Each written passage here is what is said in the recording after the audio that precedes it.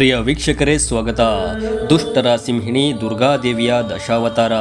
ದುರ್ಗೆಗೆ ಆ 10 ಆಯುಧಗಳನ್ನು ಕೊಟ್ಟವರ್ಯಾರು? ಅದರ ಹಿನ್ನೆಲೆ ಏನು ಅಂತ ನಿಮಗೆ ಗೊತ್ತಾ ಗೆಳೆಯರೇ? ಒಳ್ಳೆಯದು ಇದ್ದ ಕಡೆ ಕೆಟ್ಟದ್ದು ಕೂಡ ಇರುತ್ತೆ. ಹಾಗೆ ದೇವರುಗಳಿದ್ದ ಕಡೆ ರಾಕ್ಷಸರು ಕೂಡ ಇರ್ತಾರೆ. ರಾಕ್ಷಸರು ಅಂದಮೇಲೆ ಒಂದಷ್ಟು ದುಷ್ಟತನ ಇರುತ್ತೆ. ಆ ದುಷ್ಟತನಗಳ ಹೊಂದಿರೋ ದುಷ್ಟರ ಸಂಹಾರಕ್ಕೆಂದೇ ತಾಯಿ ದುರ್ಗೆ ಜನ್ಮ ಎತ್ತಿರ್ತಾಳೆ. ಸಾಮಾನ್ಯವಾಗಿ ನಮಗೆ ದುಷ್ಟ ಸಂಹಾರಿಣಿ ದುರ್ಗಾದೇವಿ ಅಂದಾಕ್ಷಣ ಉಗ್ರ ರೂಪ ತಾಳಿ ರಕ್ತಯುತವಾದ ನಾಲಿಗೆ ಹೊರಚಾಚಿ ತನ್ನ 10 ಕೈಗಳಲ್ಲಿ 10 ಆಯುಧ ಹಿಡಿದು ದುಷ್ಟರ ಸಂಹಾರಕ್ಕೆಂದೇ ಸಿದ್ಧವಾಗಿ ನಿಂತಿರೋ ಛಾಯಾಚಿತ್ರ ಕಣ್ಣೆದುರಿಗೆ ಬರುತ್ತೆ.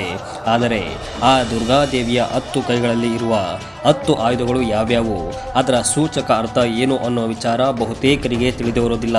ಈ ಬಗ್ಗೆ ತಿಳಿಯೋಣ.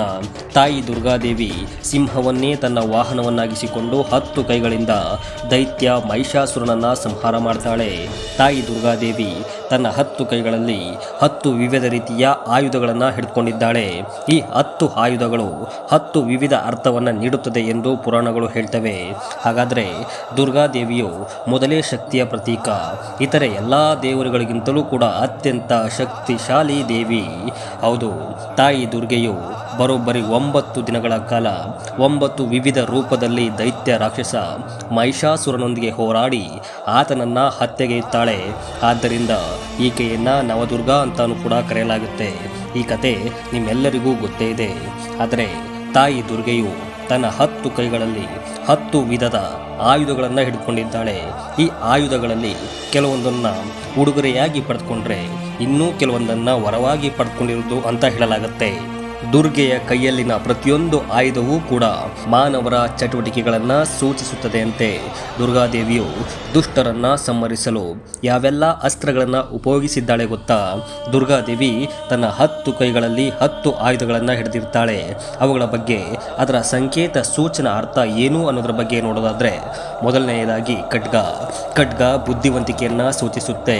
ಇದನ್ನು ಸಾಮಾನ್ಯವಾಗಿ ಜವಾಬ್ದಾರಿಯುತ ಜನರು ಸರಿ ಮತ್ತು ತಪ್ಪುಗಳ ಬಗ್ಗೆ ಜ್ಞಾನ ಹೊಂದಿರುವವರು ಹಿಡಿದಿರ್ತಾರೆ. ಖಡ್ಗವನ್ನು ನಾವು ರಾಜರ ಬಳಿ ಹೆಚ್ಚಾಗಿ ಕಾಣಬಹುದು. ಖಡ್ಗಕ್ಕೆ ನಕಾರಾತ್ಮಕತೆಯನ್ನು ತೊಡೆದು ಹಾಕುವ ಸಾಮರ್ಥ್ಯವಿದೆ. ಇನ್ನು ಎರಡನೆಯದು ತ್ರಿಶೂಲ. 3 ತೀಕ್ಷ್ಣವಾದ ಆಕಾರವನ್ನು ಹೊಂದಿರುವ ಈ ಆಯುಧವು ಮಾನವ ಕುಲದ 3 ಗುಣಗಳನ್ನು ಸೂಚಿಸುತ್ತೆ. 3 ಗುಣಗಳೆಂದರೆ ತಮೋಗುಣ, ರಜೋಗುಣ ಮತ್ತು ಸತ್ವಗುಣಗಳಾಗಿವೆ. ಆದ್ದರಿಂದ ದುರ್ಗೆ ಸಮಯವನ್ನೇ ಮೀರಿದವಳು ಎನ್ನಲಾಗುತ್ತೆ. ಆಕೆ ಸಮಯಕ್ಕೆ ಮಹತ್ವವನ್ನು ನೀಡಿದವಳಲ್ಲ. ಯಾವ ಸಮಯದಲ್ಲಿ ವ್ಯಕ್ತಿ ಕಡುಕನ್ನು ಮಾಡುತ್ತಾನೋ ಅದೇ ಸಮಯದಲ್ಲಿ ಆಕೆ ಶಿಕ್ಷೆ ನೀಡ್ತಾಳೆ. ಪರಶಿವನು ಈ ಆಯುಧವನ್ನು ದುರ್ಗಾದೇವಿಗೆ ನೀಡಿರ್ತಾನೆ. ತ್ರಿಶೂಲದ 3 ಅಂಶಗಳು ಭೂತಕಾಲ, ವರ್ತಮಾನ ಕಾಲ ಮತ್ತು ಭವಿಷ್ಯತ್ ಕಾಲವನ್ನು ಪ್ರತಿನಿಧಿಸುತ್ತೆ. ಇನ್ನು 3ನೇ ಆಯುಧ ಸುದರ್ಶನ ಚಕ್ರ. ಈ ಸುದರ್ಶನ ಚಕ್ರವು ಜೀವಿತಾವಧಿಯನ್ನು ಪ್ರತಿನಿಧಿ ಮಾಡುತ್ತದೆ. ಅದು ನಾವು ಎಷ್ಟು ಸಮಯ ಬದುಕಿರುತ್ತೇವೋ ಅಷ್ಟು ಸಮಯ ನಮ್ಮ ದೇಹದಲ್ಲಿ ಸುತ್ತುತ್ತೆ. ಆಂತರಿಕ ಜಾಗೃತಿಯನ್ನು ಮೂಡಿಸುವಲ್ಲಿ ಸುದರ್ಶನ ಚಕ್ರ ಪ್ರಮುಖ ಪಾತ್ರವನ್ನು ವಹಿಸುತ್ತೆ. ಭಗವಾನ್ ವಿಷ್ಣು ತಾಯಿ ದುರ್ಗೆಗೆ ಉಡುಗೊರೆಯಾಗಿ ನೀಡಿದ ಸುದರ್ಶನ ಚಕ್ರವು ಸೃಷ್ಟಿಯ ಕೇಂದ್ರವನ್ನು ಸಂಕೇತಿಸುತ್ತೆ. ಇನ್ನು 4ನೇ ಆಯುಧ ವಜ್ರಾಯುಧ. ವಜ್ರವು ಅಚಲತೆಯನ್ನ, ನಿರ್ಣಯವನ್ನ ಮತ್ತು ಸರ್ವೋಚ್ಚ ಶಕ್ತಿಯ ದೃಢತೆಯನ್ನು ಸಂಕೇತಿಸುತ್ತೆ. ವಜ್ರಾಯುಧವು ಭಗವಾನ್ ಇಂದ್ರನ ಆಯುಧವಾಗಿದ್ದು ತನ್ನ ಆಯುಧವನ್ನು ತಾಯಿ ದುರ್ಗೆಗೆ ಉಡುಗೊರೆಯಾಗಿ ನೀಡಿರ್ತಾನೆ. ತಾಯಿ ದುರ್ಗೆಯನ್ನು ಪೂಜಿಸುವುದರಿಂದ ಜೀವನದಲ್ಲಿ ಆತ್ಮವಿಶ್ವಾಸವು ಹೆಚ್ಚಾಗುತ್ತೆ. ಕಠಿಣ ಸಮಸ್ಯೆಗಳಿಗೆ ಪರಿಹಾರವನ್ನು ಪಡೆದುಕೊಳ್ಳಲು ಸಹಕಾರಿಯಾಗುತ್ತೆ. ಇನ್ನು 5ನೇ ಆಯುಧ ಬಿಲ್ಲು ಮತ್ತು ಬಾಣ. ದುರ್ಗೆಯು ತನ್ನ 10 ಕೈಗಳಲ್ಲಿ 1 ಕೈಯಲ್ಲಿ ಬಿಲ್ಲು ಮತ್ತು ಬಾಣವನ್ನು ಹಿಡಿದಿದ್ದಾಳೆ. ಇದು ವಾಯುವಿನ ಅಸ್ತ್ರವಾಗಿದ್ದು ವಾಯು ತನ್ನ ಅಸ್ತ್ರವನ್ನು ದುರ್ಗೆಗೆ ನೀಡಿರ್ತಾನೆ. ಅನಾದಿ ಕಾಲದಿಂದಲೂ ಕೂಡ ಬಿಲ್ಲು ಮತ್ತು ಬಾಣವನ್ನು ಪ್ರಮುಖ ಶಸ್ತ್ರಾಸ್ತ್ರವನ್ನಾಗಿ ಬಳಸಲಾಗುತ್ತೆ. ದೇವರುಗಳು, ರಾಜರುಗಳು ಯುದ್ಧದ ಸಮಯದಲ್ಲಿ ಬಿಲ್ಲು ಮತ್ತು ಬಾಣಗಳನ್ನು ಬಳಕೆ ಮಾಡ್ತಾ ಇದ್ರು. ದುರ್ಗೆಯ ಕೈಯಲ್ಲಿನ ಬಿಲ್ಲು ಮತ್ತು ಬಾಣವು ಪ್ರತಿಯೊಬ್ಬ ವ್ಯಕ್ತಿಯು ತನ್ನ ಗುರಿಯತ್ತ ಸ್ಥಿರವಾಗಿರಬೇಕು ಮತ್ತು ಅವನು ತನ್ನ ಗುರಿಯತ್ತ ಗಮನ ಹರಿಸಬೇಕು ಎಂಬುದನ್ನು ಸೂಚಿಸುತ್ತೆ. ಒಬ್ಬ ವ್ಯಕ್ತಿಯು ತನ್ನ ಗುರಿಗಳನ್ನು ಸ್ವತಂತ್ರವಾಗಿ ಸಾಧಿಸುವ ಸಾಮರ್ಥ್ಯವನ್ನು ಹೊಂದಿರಬೇಕೆಂದು ಸೂಚಿಸುತ್ತೆ. ಇನ್ನು 6ನೇ ಆಯುಧ ಈಟಿ. ಈ ಈಟಿಯು ಅಗ್ನಿದೇವರ ಆಯುಧವಾಗಿದ್ದು ಅಗ್ನಿದೇವನು ತನ್ನ ಆಯುಧವನ್ನ ದುರ್ಗಾದೇವಿಗೆ ಉಡುಗೊರೆಯಾಗಿ ನೀಡಿರ್ತಾನೆ. ಈಟಿಯು ಶುಭ ಸಂಕೇತವಾಗಿದ್ದರೂ ಅಗ್ನಿಯ ಈ ಉಡುಗೊರೆ ಉರಿಯುವ ಶಕ್ತಿಯನ್ನು ಕೂಡ ಸೂಚಿಸುತ್ತೆ. ಯಾವುದು ತಪ್ಪು ಯಾವುದು ಸರಿ ಎಂದು ಯೋಚಿಸುವ ಶಕ್ತಿಯನ್ನ ನಾವು ಹೊಂದಿರಬೇಕು ಹಾಗೂ ಅದಕ್ಕೆ ತಕ್ಕಂತೆ ವರ್ತಿಸಬೇಕೆಂದು ಈಟಿ ಹೇಳುತ್ತೆ.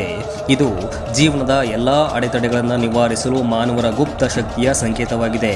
ಇನ್ನು 7ನೆಯದು ಶಂಖ. ಶಂಖವು ಸೃಷ್ಟಿಯ ಆದಿ ಸ್ವರೂಪ ಧ್ವನಿಯಾದ ಓಂ ಸಂಕೇತವಾಗಿದೆ. ಶಂಖವನ್ನ ವರುಣದೇವನು ತಾಯಿ ದುರ್ಗೆಗೆ ನೀಡಿದ್ದಾನೆ. ಬ್ರಹ್ಮಾಂಡವು ಸೃಷ್ಟಿಯಾದಾಗ ಶಂಖವು ಮೊದಲು ಹುಟ್ಟಿಕೊಂಡಿತು. ಆ ಸಂದರ್ಭದಲ್ಲಿ ಶಂಖದಿಂದ ಮೊದಲು ಹೊರಹೊಮ್ಮಿದ ಶಬ್ದವೇ ಓಂ. ಶಂಖವನ್ನ ಹಿಂದೂ ಧರ್ಮದಲ್ಲಿ ಹೆಚ್ಚಿನ ಸಂದರ್ಭಗಳಲ್ಲಿ ಬಳಸಲಾಗುತ್ತೆ. ಹಿಂದೂ ಧರ್ಮೀಯರ ಪ್ರಕಾರ ಶಂಖವು ನಕಾರಾತ್ಮಕ ಶಕ್ತಿಯನ್ನು ನಾಶ ಮಾಡುವ ಸಾಮರ್ಥ್ಯವನ್ನ ಹೊಂದಿದೆಯಂತೆ. 8ನೆಯದು ಕಮಲ. ಕಮಲದ ಹೂ ಬ್ರಹ್ಮನ ಸಂಕೇತವಾಗಿದೆ. ಕಮಲವು ಬುದ್ಧಿವಂತಿಕೆಯನ್ನ ಪ್ರತಿನಿಧಿಸುತ್ತೆ ಹಾಗೂ ಜ್ಞಾನದ ಮೂಲಕ ಮುಕ್ತಿಯನ್ನ ನೀಡುತ್ತೆ. ಬ್ರಹ್ಮನು ತನ್ನ ಕಮಂಡಲದೊಂದಿಗೆ ಕಮಲವನ್ನ ಹಾಗೂ ಬುದ್ಧಿವಂತಿಕೆಯನ್ನ ತಾಯಿ ದುರ್ಗೆಗೆ ನೀಡಿರ್ತಾನೆ. ಕಮಲವು ಭಕ್ತಿಯನ್ನ ಮತ್ತು ಭಗವಾನ್ ಆಂಜನೇಯನ್ನ ಸೂಚಿಸುತ್ತೆ. ನಾವು ಯಾವುದೇ ಕೆಲಸವನ್ನ ಮಾಡಬೇಕಾದ್ರೆ ಅದರ ಫಲವನ್ನ ನಿರೀಕ್ಷೆ ಮಾಡಬಾರ್ದು. ಬದಲಾಗಿ ನಮ್ಮ ಕೈಲಾದಷ್ಟು ಶ್ರಮಿಸಬೇಕು. ಅದರ ಫಲವನ್ನ ದೇವರ ಇಚ್ಛೆಗೆ ಬಿಡಬೇಕೆಂದು ದುರ್ಗೆಯ ಕಮಲವನ್ನ ಹಿಡಿದ ಕೈ ಹೇಳುತ್ತದೆ. 9ನೆಯದು ಕೊಡಲಿ. ಕೊಡಲಿ ಕೆಟ್ಟದ್ದನ್ನು ಅಥವಾ ನಕಾರಾತ್ಮಕತೆಯನ್ನು ಹೊಡೆದೋಡಿಸುವ ಸಾಮರ್ಥ್ಯವನ್ನು ಹೊಂದಿದೆಯಂತೆ. ಅಂತೆಯೇ ನಮ್ಮ ಒಳಗಿನ ಕೆಟ್ಟ ಭಾವನೆಗಳನ್ನು ನಾಶಗೊಳಿಸಿಕೊಳ್ಳಬೇಕೆಂದು ಸೂಚಿಸುತ್ತೆ. ವಿಶ್ವಕರ್ಮನು ತಾಯಿ ದುರ್ಗೆಗೆ ಕೊಡಲಿಯನ್ನ ನೀಡಿರ್ತಾನೆ. ದುಷ್ಟರ ವಿರುದ್ಧದ ಹೋರಾಟದಿಂದ ಮುಂದಾಗುವ ಪರಿಣಾಮಗಳ ಬಗ್ಗೆ ಭಯವಿಲ್ಲ ಎನ್ನುವುದನ್ನ ಈ ಕೊಡಲಿ ಸೂಚಿಸುತ್ತೆ. ಕೊನೆಯದಾಗಿ 10ನೇ ಆಯುಧ ಸರ್ಪ. ಈ ಸರ್ಪವು ದುರ್ಗಾ ಮಾತೆಯ 10 ಕೈಗಳಲ್ಲಿ ಒಂದು ಕೈಯಲ್ಲಿರುತ್ತೆ. ಆ ಕೈಯಲ್ಲಿ ಆಕೆ ಭಕ್ತರನ್ನ ಆಶೀರ್ವದಿಸುತ್ತಾಳೆ. ಆದರೆ ಆ ಕೈಯಲ್ಲಿ ದುರ್ಗೆ ಹಾವನ್ನು ಹಿಡಿದಿದ್ದಾಳೆ ಅಥವಾ ಮಹಿಷಾಸುರನನ್ನ ಸಂಹರಿಸಲು ಆಕೆ ಅದೇ ಕೈಯಲ್ಲಿ ತ್ರಿಶೂಲವನ್ನು ಕೂಡ ಹಿಡಿದಿದ್ದಾಳೆ. 10ನೇ ಕೈಯಲ್ಲಿ ದುರ್ಗೆ ಹಾವನ್ನು ಹಿಡಿದಿದ್ದಾಳೆ. ಹಾವು ಯಾವಾಗಲೂ ಶಿವನ ಕೊರಳಲ್ಲಿ ಇರುತ್ತೆ. ಅದೇ ಹಾವನ್ನ ಶಿವನು ಮಾತೆ ದುರ್ಗೆಗೆ ನೀಡಿದ್ದಾನೆ. ದುರ್ಗೆಯ 10ನೇ ಕೈಯಲ್ಲಿರುವ ಹಾವು ಪ್ರಜ್ಞೆಯನ್ನ ಮತ್ತು ಶಿವನ ಪುರುಷ ಶಕ್ತಿಯನ್ನ ಸಂಕೇತಿಸುತ್ತೆ. ಈ 10 ಆಯುಧಗಳನ್ನು ಹಿಡಿದು ಸಿಂಹವನ್ನೇ ತನ್ನ ವಾಹನವನ್ನಾಗಿ ಮಾಡಿಕೊಂಡಿದ್ದಾಳೆ ತಾಯಿ ದುರ್ಗಾದೇವಿ. ಸಿಂಹವನ್ನ ಕಾಡಿನ ರಾಜನೆಂದು ಹೇಳಲಾಗುತ್ತೆ ಹಾಗೂ ಅತ್ಯಂತ ಶಕ್ತಿಶಾಲಿ ಪ್ರಾಣಿ ಅಂತ ಹೇಳಲಾಗುತ್ತೆ. ಯಾವುದೇ ಓರ್ವ ವ್ಯಕ್ತಿಯು ತನ್ನ ಶಕ್ತಿ ಮತ್ತು ಸಾಮರ್ಥ್ಯವನ್ನ ನಿಯಂತ್ರಣದಲ್ಲಿ ಇಟ್ಕೊಳ್ಬೇಕು ಹಾಗೂ ಅವಶ್ಯಕತೆ ಇದ್ದಾಗ ಮಾತ್ರ ಅದನ್ನ ಪ್ರಯೋಗಿಸಬೇಕು ಎಂಬುದನ್ನು ದುರ್ಗೆಯು ಸೂಚಿಸುತ್ತಾಳೆ. ನೋಡಿದ್ರಲ್ಲ ವೀಕ್ಷಕರೇ, ದುರ್ಗಾದೇವಿಗೆ ಆಯುಧ ಯಾರು ನೀಡಿದ್ರು ಅವುಗಳ ಅರ್ಥ ಸೂಚಕಗಳು ಏನು ಅನ್ನೋ ವಿಚಾರವನ್ನ. ಇನ್ನು ಈ ವಿಡಿಯೋ ನಿಮಗೆ ಇಷ್ಟ ಆಗಿದ್ರೆ ಲೈಕ್ ಕೊಟ್ಟು ಶೇರ್ ಮಾಡಿ. ಅದೇ ರೀತಿ ಈ ಸ್ಟೋರಿ ಬಗ್ಗೆ ಅನಿಸಿಕೆ ಅಭಿಪ್ರಾಯಗಳನ್ನು ಕಾಮೆಂಟ್ ಮಾಡುವ ಮೂಲಕ ತಿಳಿಸಿ. ಜೊತೆಗೆ ನಿಮಗೆ ಯಾವ ರೀತಿಯ ಹೆಚ್ಚು ಸ್ಟೋರೀಸ್ ಬೇಕು ಅನ್ನೋದನ್ನು ಕೂಡ ನಮಗೆ ಕಾಮೆಂಟ್ ಮಾಡುವ ಮೂಲಕ ತಿಳಿಸಬಹುದು. ಈ ವಿಡಿಯೋ ನೋಡಿದ್ದಕ್ಕಾಗಿ ಧನ್ಯವಾದಗಳು.